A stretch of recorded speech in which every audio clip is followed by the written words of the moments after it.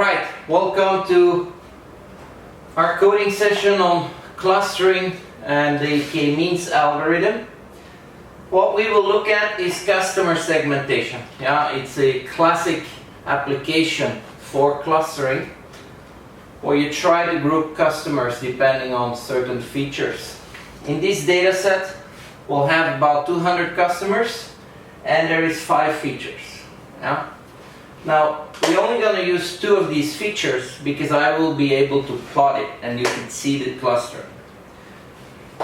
So it's column number 3, income, versus column number 4, the spending index. Yeah?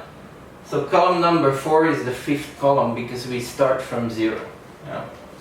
It's a CSV file, so we'll be using pandas to upload the file onto Google Drive, and then we can access that data set from Colab easily. Yeah? So first step, of course, is to choose k, the k of k-means, and to initialize the system. In order to choose k, we're going to use the elbow method. And here I still have the stuff from previous video. What's the elbow method? Well, for different values of k, you're going to calculate the cost. And at some point you will have an elbow point, and this is basically where you're going to select k, because beyond that point the cost is not going to go down significantly. Yeah?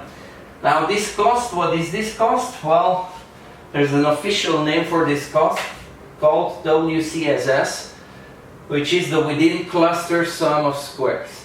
It's a difficult name, but basically it's exactly what we've seen in the past. Yeah? 1 over m, and then the distance between your xi's and your mu's. Yeah? And this we square. Okay, we've seen it in the previous videos on k-means. So that's how we will choose k. We will have a value of k.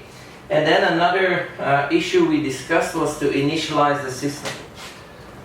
You want to avoid that you get stuck in a local minimum. Yeah? If you randomly select your centroids, you could have this situation where this is mu1, this is mu2, and this is mu3. Yeah? So you will end up in a situation where this is your cluster 1, this is your second cluster, and this is your third cluster. It's not the best solution, and you end up in a local minimum. Yeah? The solution that we would have expected as the best would be this one, and this one. Yeah? Now, how can we prevent this? Well, there's 2 ways, but we need both of them. First of all, as centroids, you will pick training samples randomly. So you won't have that mu in the middle between these 2 clusters here. The mu will be actually one of the points of the samples. So, but still, you can initialize badly and still not go where you need to be. You could initialize 3 items here in the same cluster. Yeah. So how do we solve that? Well, what you do is you run several initializations. Yeah. In our example, we'll use 10.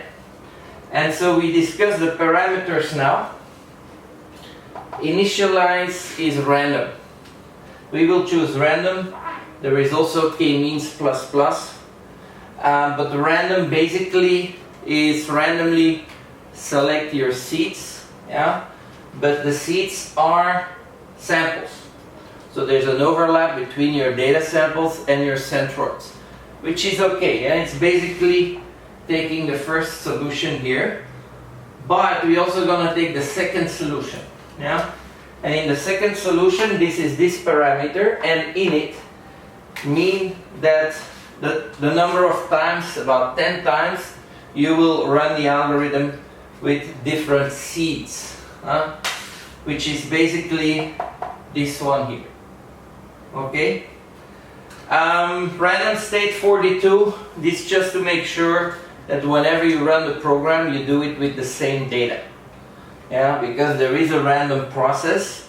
You want the outcome of the process to be the same every time you run the code. So that's the random state 42. And here max iter, you just say that the maximum amount of iterations is 300. It could be you convert faster, but there is definitely a maximum. Yeah. So once you found k, yeah, what you do is you plug the k into your k-means algorithm, and you run the system again. You run the algorithm. Yeah.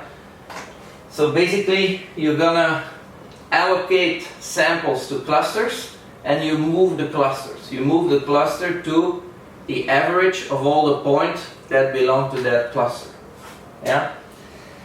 And so the outcome is gonna be a vector with the index of the cluster that particular point belongs to.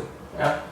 So what you will have is, you will have here income, you will have spending index, and here you have cluster ID.